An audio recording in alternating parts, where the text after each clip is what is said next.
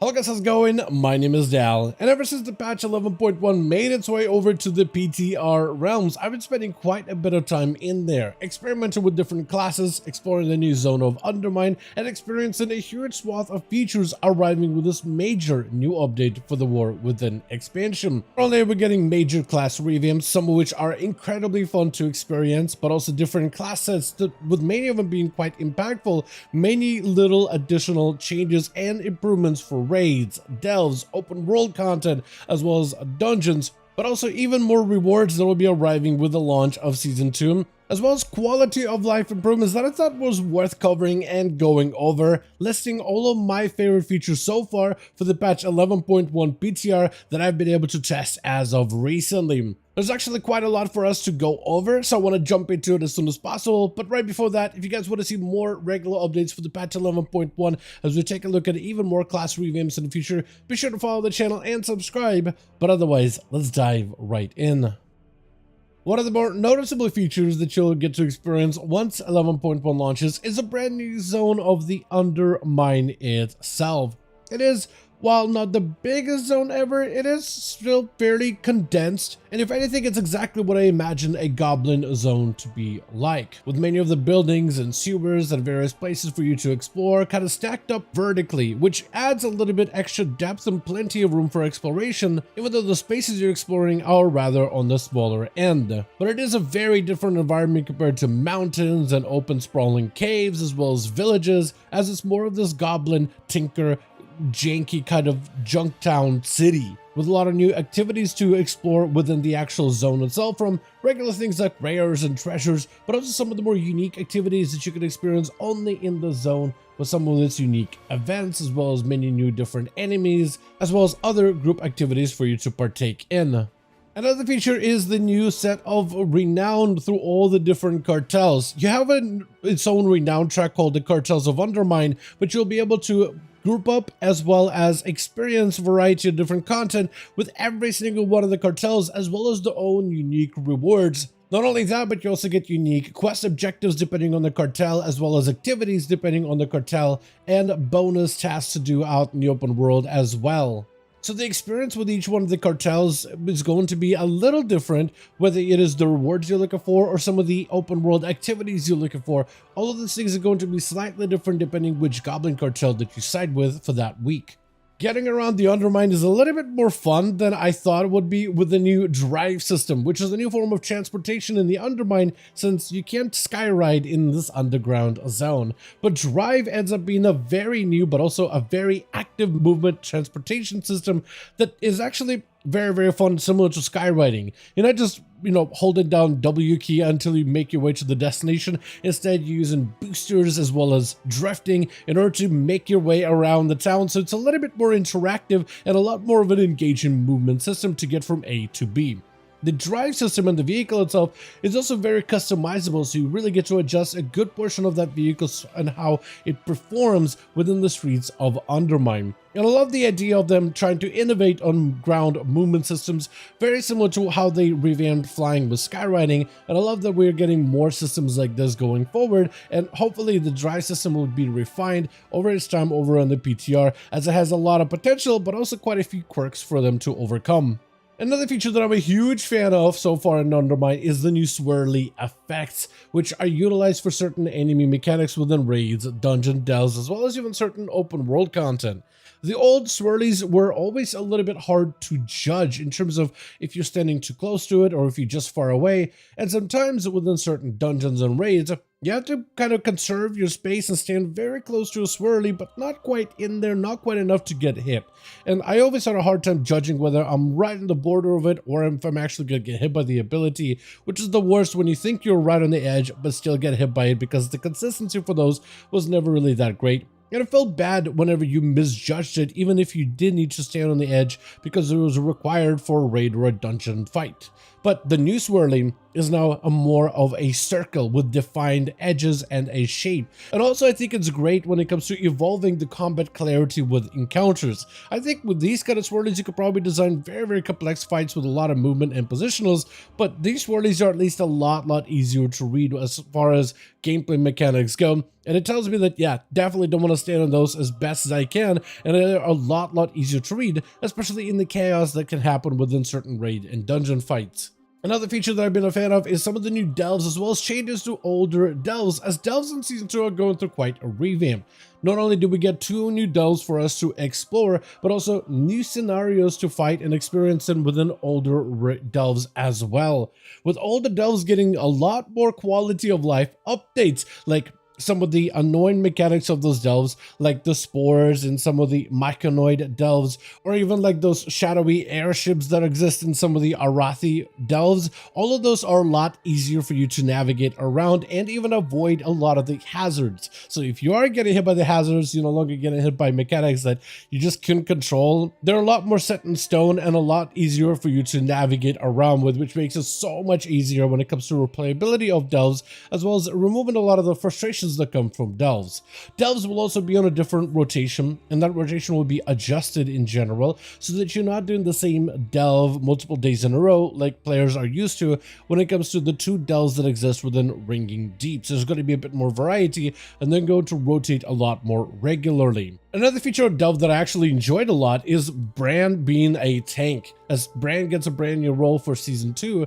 to help players to have a better customized experience within delves. Mostly for healer classes, because Bran as a DPS or as a healer role just did not draw enough aggro, so if you played a healer, you actually had to take a lot of that aggro to the face yourself. But Bran as a tank allows him to hold aggro a lot better, and Bran as a tank is surprisingly good. Actually a solid tanking companion within delves that makes playing a healer as a support playstyle a lot easier and enjoyable, as you really get to experience the full breadth of your gameplay of having to heal a secondary ally. But with Bran being able to take all the aggro, it allows you to rotate cooldowns and pop defenses on Bran and allocate those things to really fuel that full-on healer gameplay while still being able to contribute to the delve with damage as well. Bran is surprisingly very well refined for a tank, with a lot of control over mobs, even with abilities like grips and knockups and plenty of CC and other utility. Bran is actually surprisingly solid. Combined together with all the different curios that you can equip Bran with, you can have even more of a customizable experience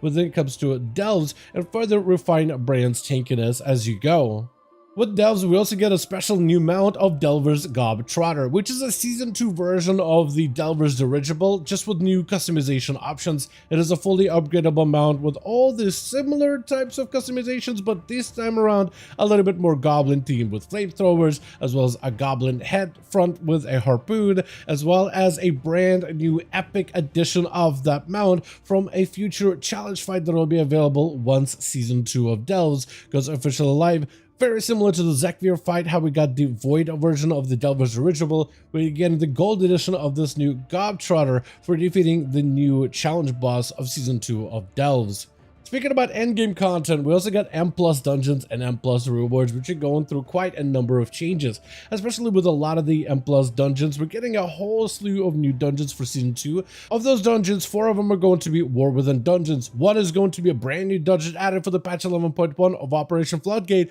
and then 3 dungeons from older expansions. Dungeons like Theater of Pain, Mechagon Workshop, as well as the Dungeon of Motherlode. And a huge portion of these dungeons are being adjusted in order to make the tanking and healing experience within those places just a little bit easier for entry-level players, alongside with some alterations to some of the existing affixes that exist within M+ Season, but also a ton of new M+ gear and many unique items that you can obtain from all of these dungeons. Also, as a reward, you get a brand new version of a KSM mount, not just a recolor of a Season 1 mount, but instead we're getting a more thematic Goblin-themed mount this time around. There's actually 2 mounts, in fact, one for Keystone Master for achieving a score of 2000 for the season, but also a Legend version of that mount for achieving the 2850 score within M+ Season. So it gives you more of a reason to push Mythic Plus dungeons heading into Season 2. Outside of this, we also have the Liberation of Undermine raid, which brings in a ton of new different fights to the encounters, as well as many new mechanics into the existence,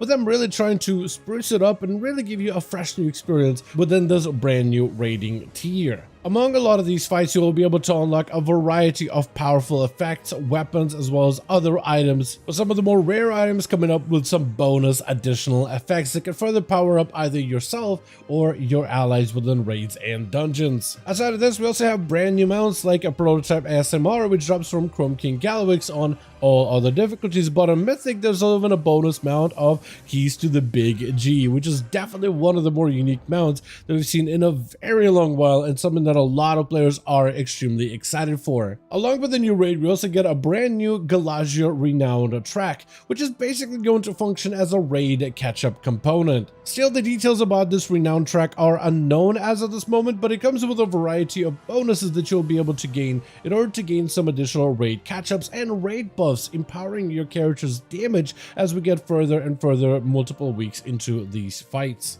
Part of that Renown track, we also get guaranteed raid token, where we can purchase guaranteed pieces of gear from this raid instance, which is great for bad luck protection, but also apparently even a mount for completing the Gallagio Renown track as well. As part of the Season 2 of War Within, we also get brand new class sets with many awesome appearances to collect. Previously, they've done class tier sets that were more thematic to the raid or the season, but this time around they're going with more of a class set look. So we're not getting Goblin sets for every single class. Instead, they're going to be sets that match each class aesthetic and archetype. So monks are getting a very monk-like Yulon set, rogues are becoming a undead pirate, warriors are becoming this metal bulwark, death knights have this iconic deathly set, hunters get chainmail and armor, shamans get this lightning cyborg look to them. So all of these sets really do have this class feel about them rather than a goblin feel this time around, which is pretty awesome. Then there's also the tier set bonuses, which are still a little bit up in the air in terms of whether players like these or not, but definitely they're worth experimenting with. But these tier sets off the bat, even though a lot of classes share a 2-set bonus, the 4-set bonuses do feel quite strong for a huge portion of playstyles that actually will lead our classes to play in very specific directions, where Season 1 sets were a little more open-ended, buffing all components, allowing us to play whatever talents we wanted to. These are going to have our classes be shaped in a very specific direction, but these bonuses are looking far more powerful than previous seasons that are probably going to be some of the biggest power spikes for most of our characters going forward, if the tuning suffices, that is to say. Along these new class sets, we also got a variety of new class changes with many new reworks, a bunch of new talents, and a lot of different adjustments, with a pretty big focus on this update for now being mostly spotlighting hunters, mages, priests, paladins, shamans, warriors as a focus, but likely more changes are to come over the next few weeks, with some brand new talents for a variety of different classes, even some massive hero talent revamps on the horizon, but also brand new PvP talents and a pretty decent bit of PvP talent reworks, removing some of the lesser used talents and replaced with some of the new gameplay components that are looking to have a fairly sizable impact heading into Season 2 of the patch 11.1. And another huge feature that I think is going to be overlooked by players, but it's probably going to be one of the biggest conveniences, is the new camp upgrades and backgrounds for your warbands. The warband system has been one of the best systems out there, and they're allowing you to have a little bit more customizability when it comes to managing all of your alts as part of your warband, where not only can you now collect and choose to unlock different backgrounds for all of your warbands, but you can now create new groups within those warbands, not just a favorite group, but also other groups as well. So you can have a group for like your plate classes, leather classes, cloth classes, or maybe profession classes, farming classes, classes that are used for transmog collections, or potential secluded classes based on whether they do dungeons, delves, raids, or PvP. And you can organize all those characters a lot better, setting different backgrounds for them, and having a lot more ways for you to be able to optimize and manage all of your characters through the warband screen, which I think is a huge bonus going forward. But with that being said, that's going to be the entire list of all the features that I found super notable while testing out the patch 11.1 over on the PTR realms. And these are probably some of my favorite features out there so far. As always though, I do want to thank all of you so much for watching and hope you guys did enjoy this video. If you did enjoy it or found it informative, go ahead and give this video a like. I would very much appreciate that. Join our Discord community where we're posting even more stuff regarding patch 11.1 over on the PTR realms. Let me know all your thoughts in the comments down below. Which feature do you think is your favorite so far? And as always, I'll see all of you guys in the next one.